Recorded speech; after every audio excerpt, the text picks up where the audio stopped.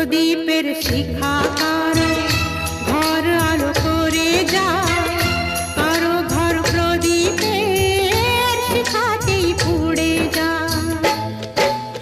সব লাল পাথরই তো জনি হতে পারে না, সব প্রেম মিলনের মালা পেতে পারে না।